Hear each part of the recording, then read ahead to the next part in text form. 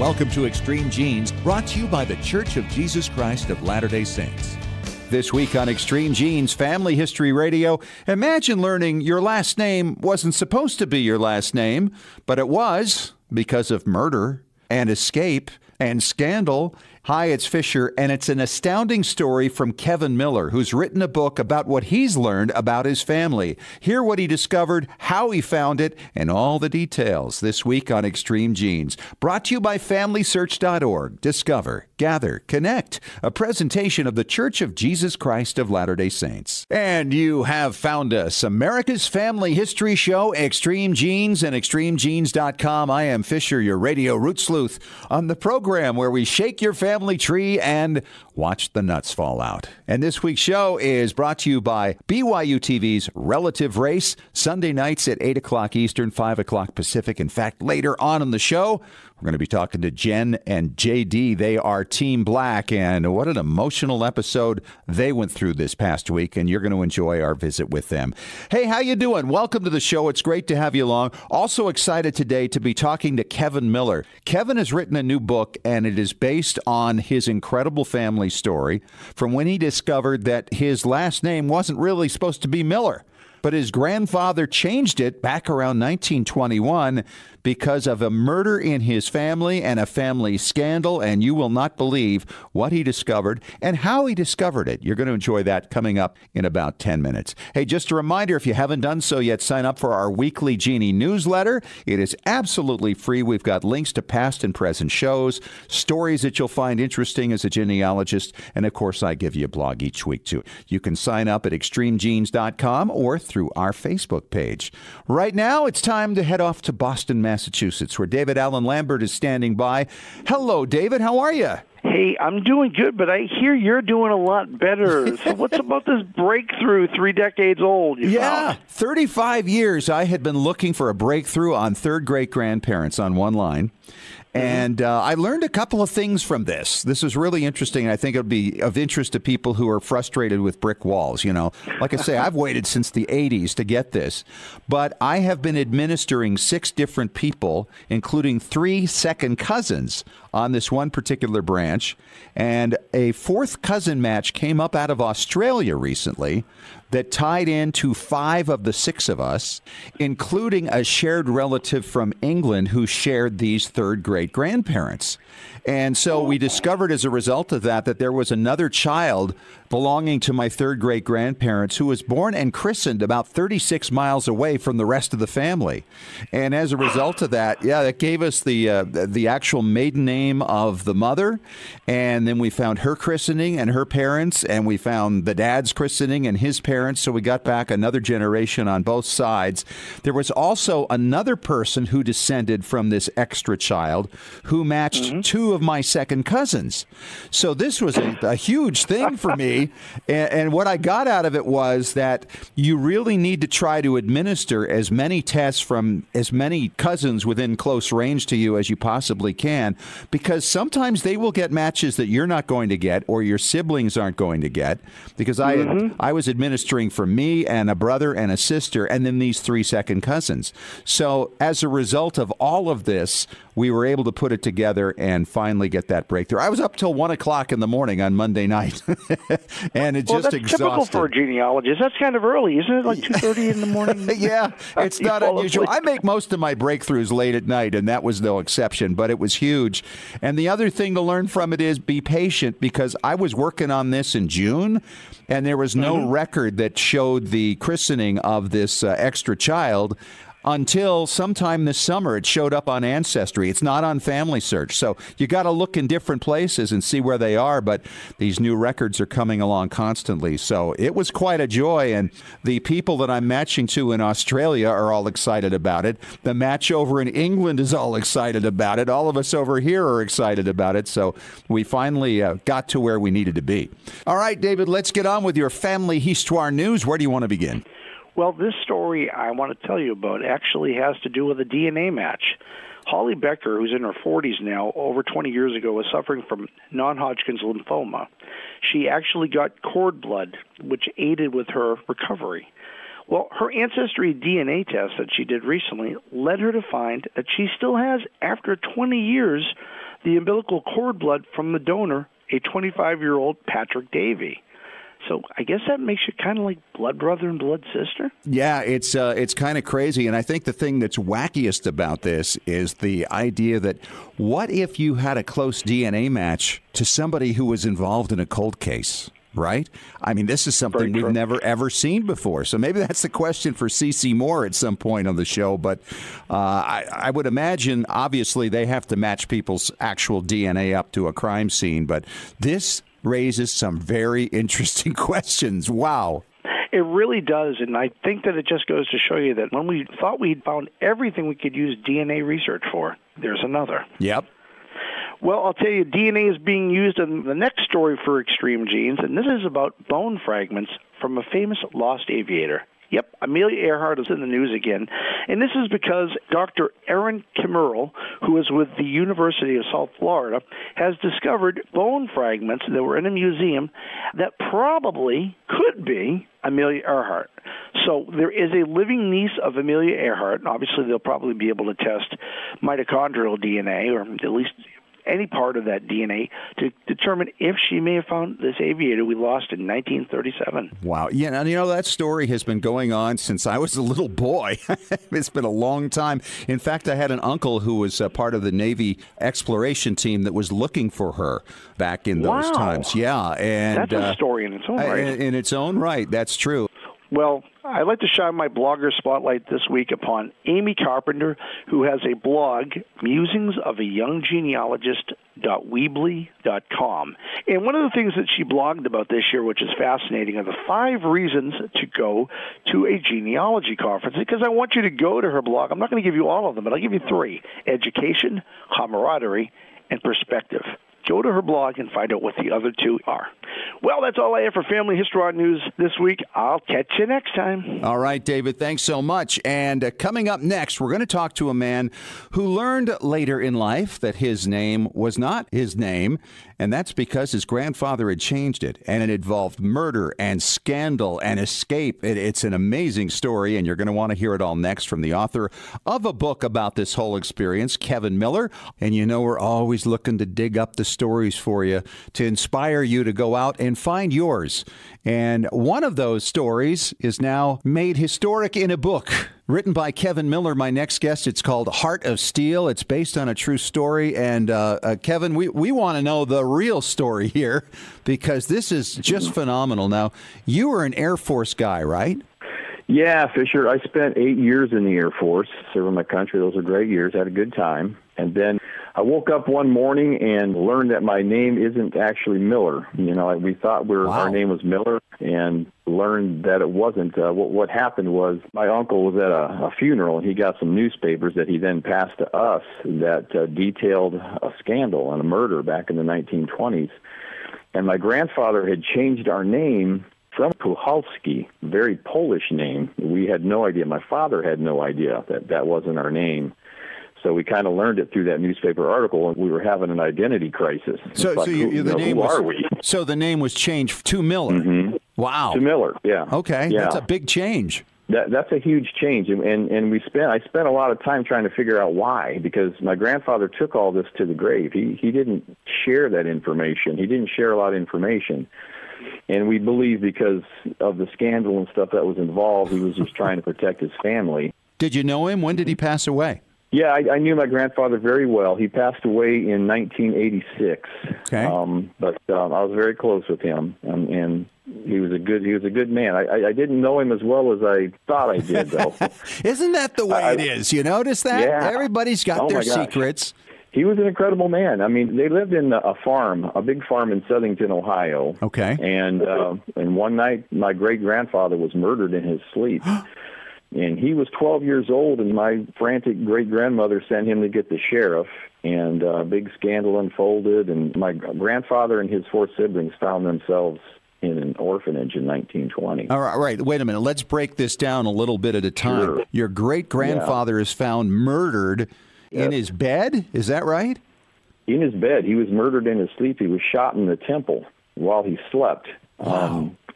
Yeah, and there was a big story, and this is where the newspaper articles come in, because the Warren Tribune, the newspaper at the time, chronicled this story over the course of about a week and a half. So the story just kind of keeps adding more stuff to it, and there's so much detail in there that it's intriguing. It's incredible. So today, of course, the assumption is probably somebody close to him did it. And so it kind of starts from there until the next of kin are kind of taken out of the picture. Then they start to look for other people who knew him, people who didn't know him. What was the order of things as they kind of tried to solve this case in the press? Yeah, the order of it, I mean, initially what the story was, and try not to give too much away, give too many spoilers away for the book, but what happened was my great-grandmother was tied and gagged, and then she sent my grandfather to get the sheriff. Well, when they came, she claims there was 3 men that pulled up in the middle of the night, tied her up, held her at gunpoint, and then stole $600. Some accounts say $500 from the farm, and then took off with it. And then they shot my great-grandfather, after they stole the money. Wow. That was the story that she shared with the sheriff and the law enforcement of the day. So they started investigating this thing and breaking it down and finding different clues. And the story starts to take a little twist here and there, and some revelations happen, and a scandal breaks out. And that's how my grandfather finds himself and his siblings stuck in an orphanage in 1920. Wow. So Mom's out of the picture now. Yeah, they're on their own. They find themselves on their own. And the orphanage that they're in is 1920. That's not a really good place to be. This is like the Shirley Temple orphanage, right? Where everybody's mean and they just tell them everything to do. Right. Yeah. You have, they were very strict. It was a Catholic. They had nuns and stuff there in the day, and it was a very strict orphanage. So my grandfather decided at 12 years old, he's running away with the intent that he's going to go find a job and come back and take his siblings out of the orphanage and take care of them. And that's part of what. Wow. That's part of what impresses me about my grandfather so much at such a young age, because he hopped a train and he made it to Chicago. He didn't know where he was going, but he ended up in Chicago. He found a job in a steel mill as a bar catcher. He lied about his age, I'm sure. He was 12. Got to do what you got to do, right? Yeah, and then he kind of gets taken in by a couple there, and he kind of finds his way into bootlegging, just running liquor. It's the 1920s, and he makes enough money to go back and get his siblings out of the orphanage and takes care of them. Now, wait a minute. Now, how does he do that? Because when he left, he's only 12, and I'm sure when he goes back, why didn't they just take him back into custody? Well, he kind of avoided all that. I mean, he kind of did it on the down low. He didn't. He snuck them out. I mean, he was able to communicate with his siblings. He called the orphanage, and he was able to kind of arrange a method of getting them out pulling them out of the orphanage and just stealing them away. Wow. So. Yeah, and a lot of this, I mean, in the book, I have the book as historical fiction based on a true story, because I talk about all the stuff I know for a fact, and then I fill in the areas that I don't know, that I have to, in order to pull the story together and to get it to flow and make it a good story. And I've done that, and you're absolutely right. You have to kind of interpolate what they may have said to each other, what their motivation may have been. And, a lot of books are written that way. A lot of historical novels, they tell you the real story, but they fill in the gaps. And I don't find anything illegitimate about that at all. Yeah, because it's like I know this event happened, but how did it happen? Sure. And find all the facts about it that I can, and then give my interpretation or use my own imagination to figure out how this must have happened. Put myself in my grandfather's shoes and in his mind, basically, and trying to live that and trying to imagine, what he must have been going through at such a young age. Incredible. But he was the patriarch of our family, and everybody, all his siblings, everybody always looked to him. He was that strong person that, everybody, I know my great uncle Frank, his younger brother, when my grandfather passed, he just said, I don't even want to live anymore, and that Stanley's not here. It's just, that's how much they loved him and adored him. And he was just that strong man that never complained. He died of cancer and he never complained. I got to, when I was in the Air Force, I flew up to Wright-Patterson for a class. So he flew me up to the cabin there. I visited with him. I had no idea he had cancer because he never complained. He would never complained about it, and it wasn't too much longer after that he passed away. So you said at the beginning that it was at his funeral that you got these old yellowed newspaper clippings. Who handed those out to you? It wasn't actually at Granddad's funeral. It was another funeral of another relative, but it was some cousins. It was cousins of ours, cousins of my dad and my uncles, like second cousins of mine, who had come up to my uncle and said, "Hey, you might want to read these articles," because they had been doing some research, a little bit of genealogy, and trying to track, their family, and the person they had working on it discovered these newspaper articles, handed them to my uncle, who then passed them on to us. Oh, wow. At the time, he didn't tell us what our name was. We're like, "Uncle Rick, what's our name?" We're having identity crisis. So we don't know who we are. Were these then online articles that had been pulled out, or were these actual original articles that had been saved? These were original articles and copies. I took a visit back to Warren, Ohio a few weeks ago with my dad, who's 86, and my brother, to just try to see what else we could dig up. And we went to the library, and we were able to pull out even more newspaper articles related and printed them out, so I've got more of that stuff there. And also I wanted to find the farm, because I asked my dad, I said, "Hey, describe the farm to me," because I need to describe, and he couldn't. But what he did is he handed me a stack of documents that he didn't realize what all was in there, I don't think. And in the documents, they auctioned off the farm and everything on it, I guess to help pay for the orphanage and everything else that was going on. So I had an inventory, which gave me a good description of the farm.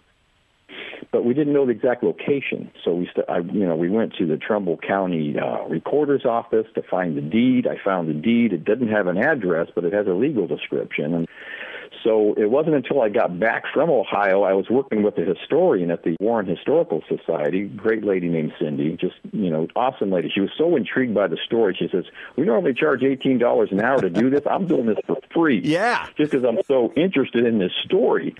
And she sent me a plat map from 1899, because I knew the lot number was 43 off of the deed that I found, and the legal description and the plat map matched to a T. So I was able to identify exactly the 98.5 acre farm. So it was a huge farm. Yeah.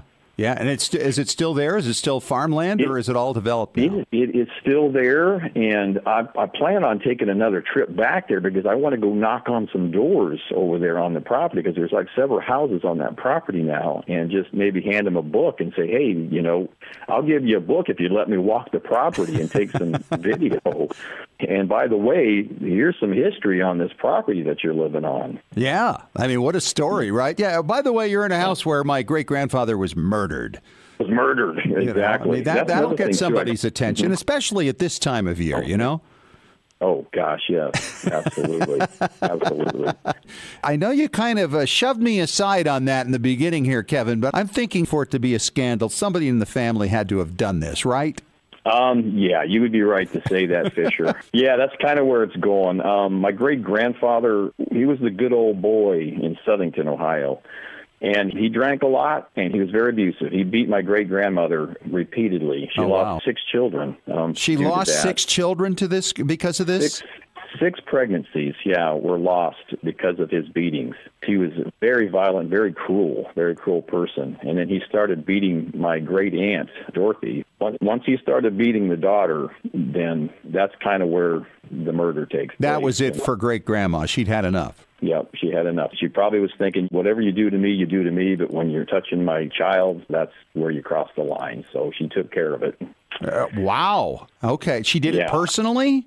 The actual story is that she conspired with a brother-in-law who actually took the money that she said was stolen. Oh, wow. And they showed up on the farm in the middle of the night drunk. The first night they'd gotten lost, so they're kind of bumbling a little bit. They got a lot. They're not really good at this. Fortunately, they're not real experienced. Okay. They weren't good at it. And the next day, she signaled them with a flashlight. They came in, and actually Frank Oliasiski, who's charged with the murder as well as my great-grandmother, his hand was shaking.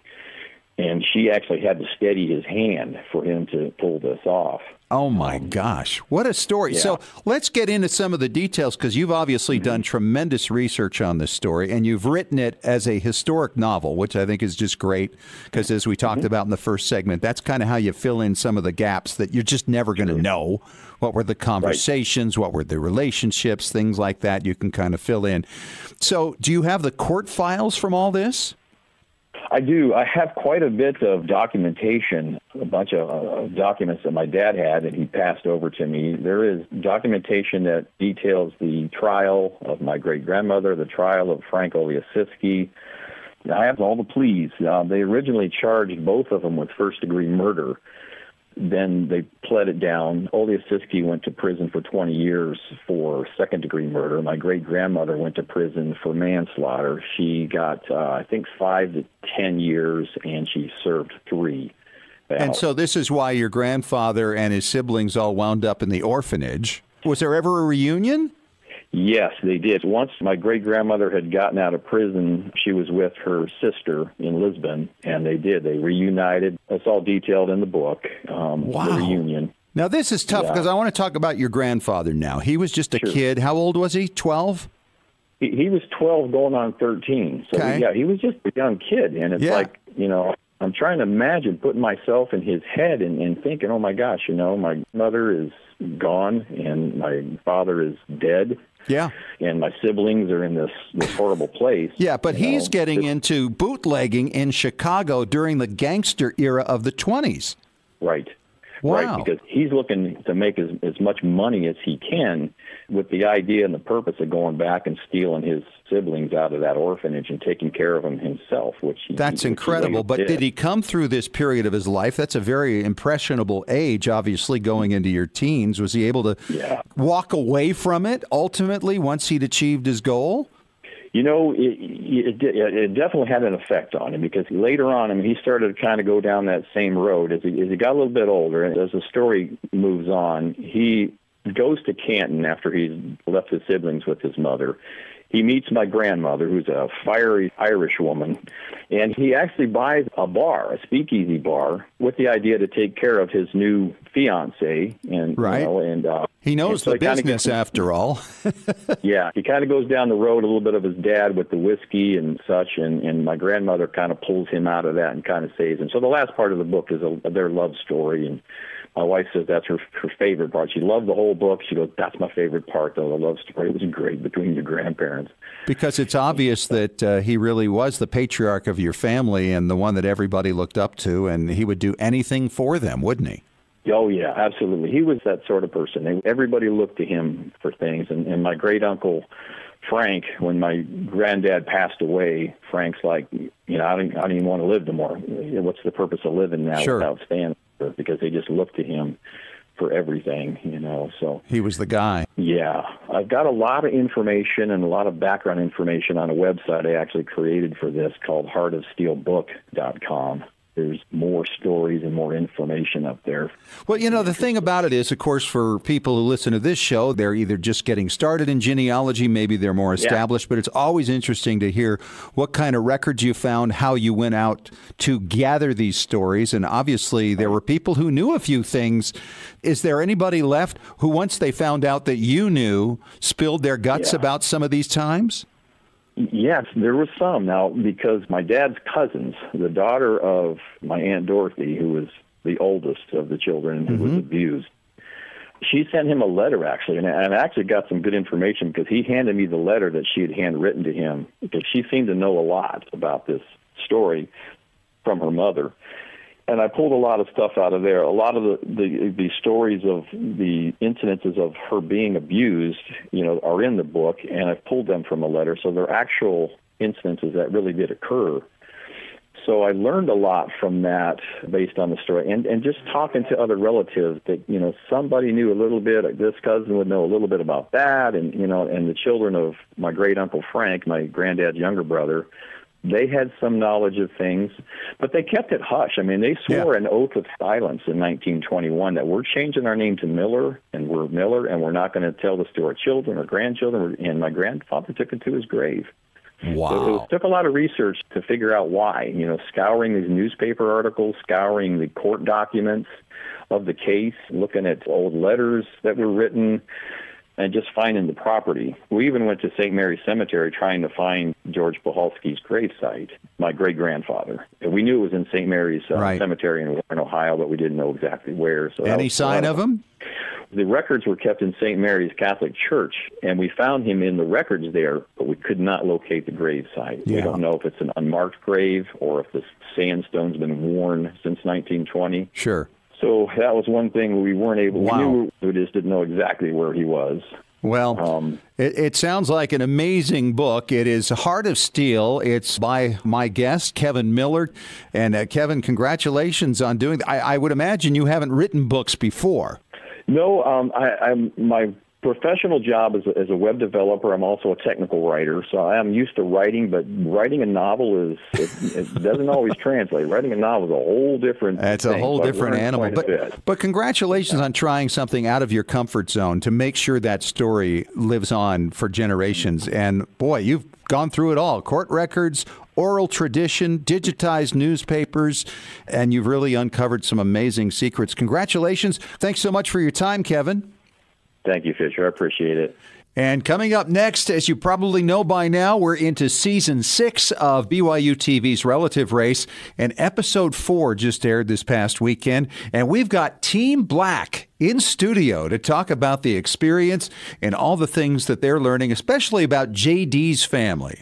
And I'm excited to have new friends in the studio. It's JD and Jen. They are Team Black this season, and you guys were really just highlighted here on Episode 4 this past week. We had a good day that day. It was a fun week. Now, you guys are from Utah. We are from Utah. And where were you when you had this experience? You were in Denver, right? Denver, Colorado. Denver. So you were not too far from your home area there. And JD, just tell everybody who you got to meet.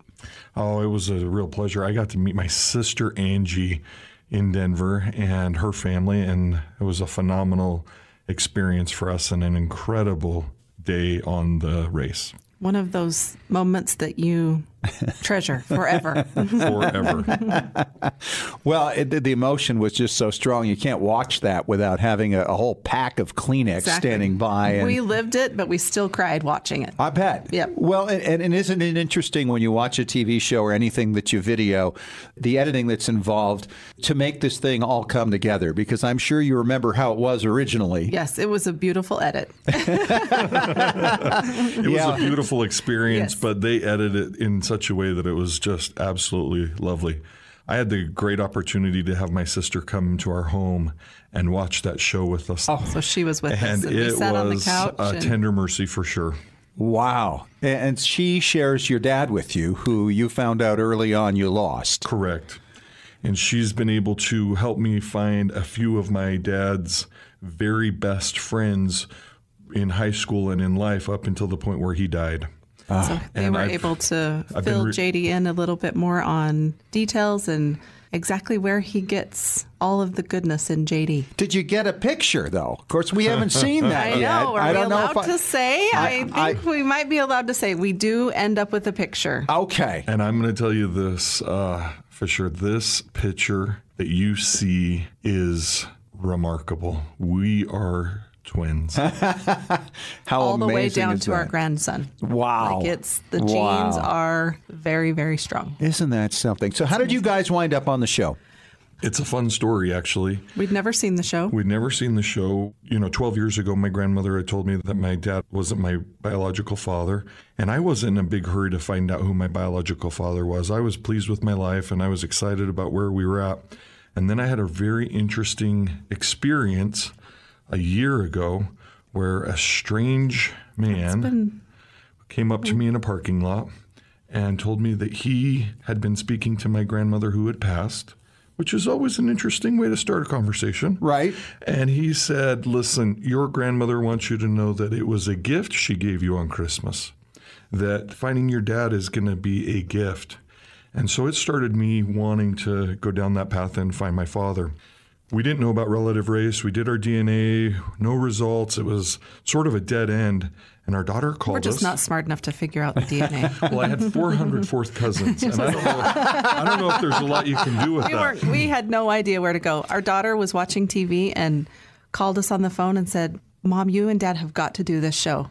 And we basically put the ball in her court and said, if you figure it out, honey, we'll talk about it. And about 3 hours later, we had producers calling us. Wow. We feel like it was absolutely supposed to happen for us. Unbelievable. Yeah. Wow. That is absolutely incredible. So we were 5 weeks from the day we found out to the day we were on a plane. Well, it's JD and Jen. It's Team Black from Relative Race. And, of course, we're coming up on episode 5 this weekend. 5 more days to go after that. We'll see who winds up with the $50,000. Great to meet you guys. Thanks so much for having us. Thanks so much for dropping in. It's good to see you. Thank you. Thank you. David Allen Lambert has returned for another segment of Ask Us Anything. How are you, David?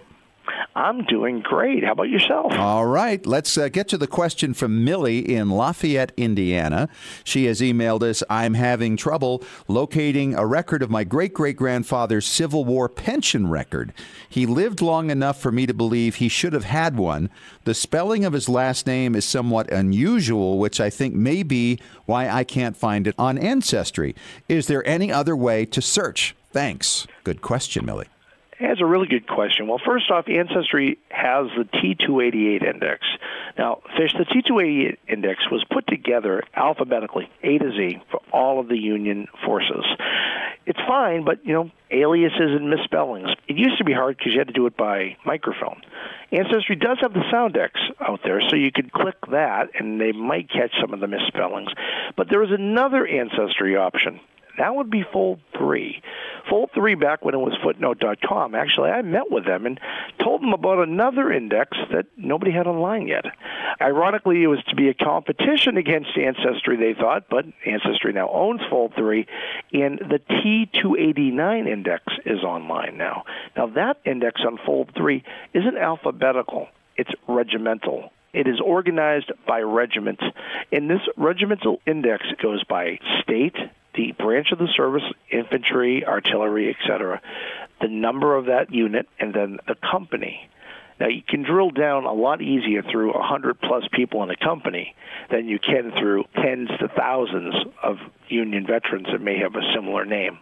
So if you use that index, chances are you'll see right away what pensions were given out for the members of that company, because that is the cross index. And the reason they did this, Fish, is because saying you and I are in the Civil War together, all of a sudden I need to get a hold of Scott Fisher, and I'm going through all of these Scott Fishers. Well, which one served with David Lambert? This way you had it by the regiment, so we could go and look and see we're in the same company, so we know exactly who it is, so we can ask for an affidavit from you, so you can see if my reason for a pension was actually a pension-causing event during the war, or if you could speak to my good character, etc. Right. So you could get an endorsement, basically, for your application for a pension. Oh, I like that. And, the other thing about that, I would imagine, is you could see people who were maybe from the same town you were from, as it often worked out that way with many of the companies in the war, right? Or other family members that maybe you didn't know fought with your ancestor. That's true. I mean, that whole family, associates, and neighbors come to play in pension files, because those affidavits, which are often ignored by genealogists, are like, oh, what's that? Whoopie-doo.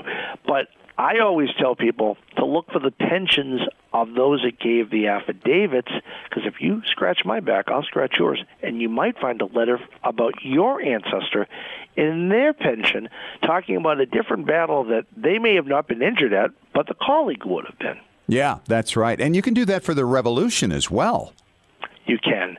For the Revolutionary War, War of 1812, Mexican War, Civil War, Spanish-American War, all of those wars have affidavits within the pension file itself. Wow. All right, David. Thank you so much. Thank you to you, Millie.